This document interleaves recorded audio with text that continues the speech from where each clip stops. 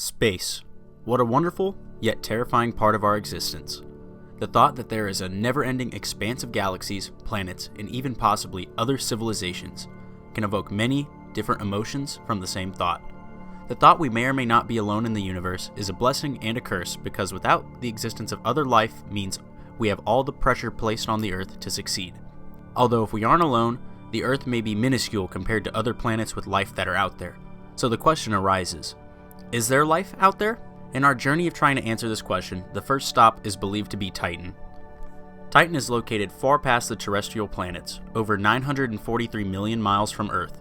Titan is a moon that orbits the planet of Saturn. Now, what makes Titan so interesting? First, let's talk about our moon. When viewing it, the surface is very visible. There are craters and Maria all over. But when viewing Titan, the surface is almost impossible to see. Now, why could this be the case? The explanation for this is that unlike other moons in our solar system, Titan has a thick, nitrogen-rich atmosphere surrounding it.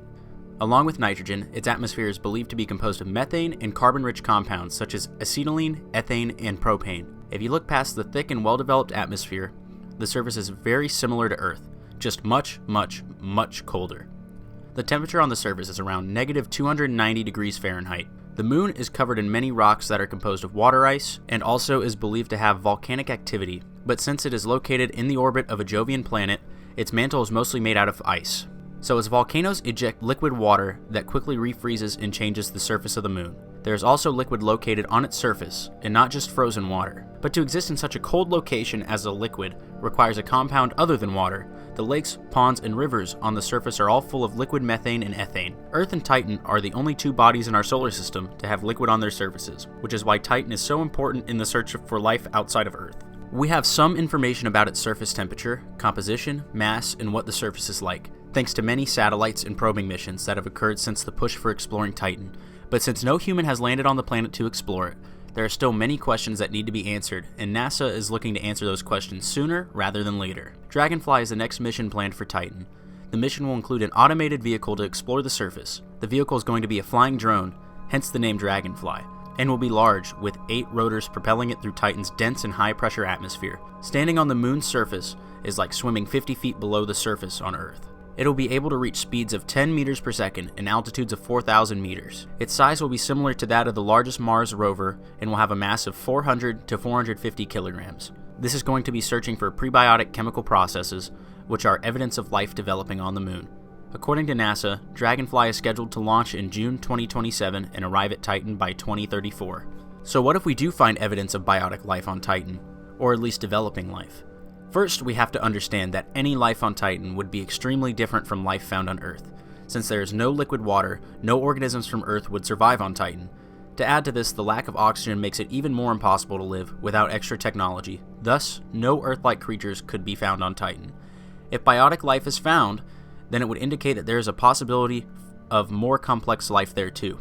For example, researchers recently found the C3H2 molecule, cyclopropanolidine, in the atmosphere, which is a new molecule that has never been seen in an atmosphere before.